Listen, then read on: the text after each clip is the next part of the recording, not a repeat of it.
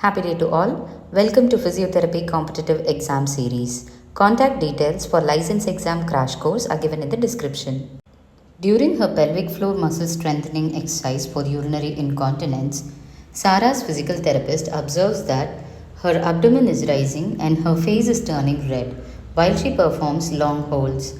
What might this indicate? A. Excessive rectus abdominis firing. B. Valsalva maneuver.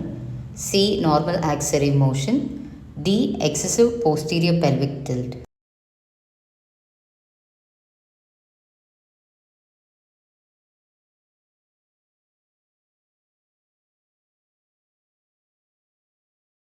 The correct answer is B. Valsalva maneuver.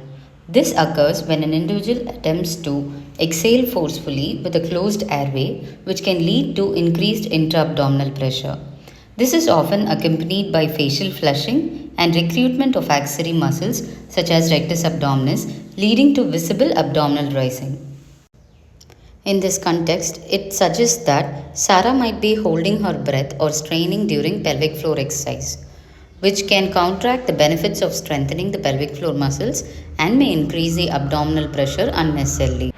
John presents to physical therapy department with a diagnosis of Guillain-Barré syndrome, which is characterized as lower motor neuron disorder. What sign or symptom is the physical therapist likely to observe during evaluation? A. Hyperreflexia. B. Flaccid paralysis. C. Clonus. D. Positive Babinski's reflex.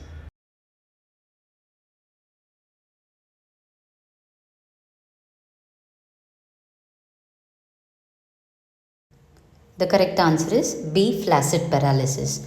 This is because the rest of the options, that is hyperreflexia, clonus and positive Babinski's, they all belong to the upper motor neuron lesion, whereas flaccid paralysis correlates with that of lower motor neuron lesion. You are assessing a patient with a history of congestive heart failure and observe peripheral edema. Which of the following factors contributes to the development of this edema? A. Decreased blood volume and elevated venous pressure. B. Decreased cardiac output. C. Increased excretion of sodium by the kidneys. D. Increased blood supply to various organs and tissues.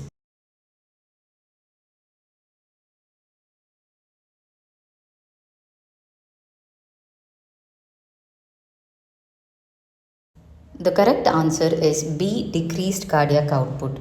This is the primary factor contributing to peripheral edema. We all know that in congestive heart failure, there will be retention of fluid. So whenever there is retention of fluid, the blood volume will increase and venous pressure will also be more.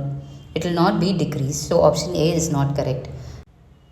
Decreased excretion of sodium happens in case of congestive heart failure.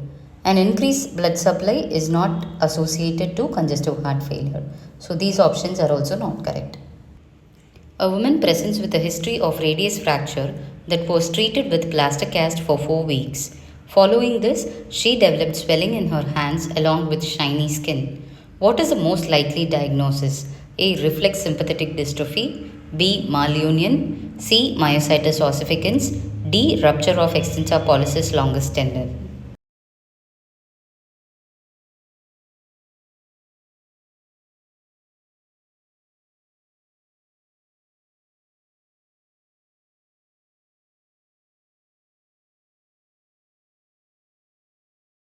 The correct answer is A. Reflex sympathetic dystrophy.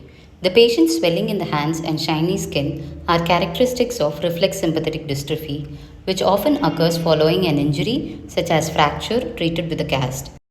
I hope this video would have been useful. For more such videos, stay tuned to our channel.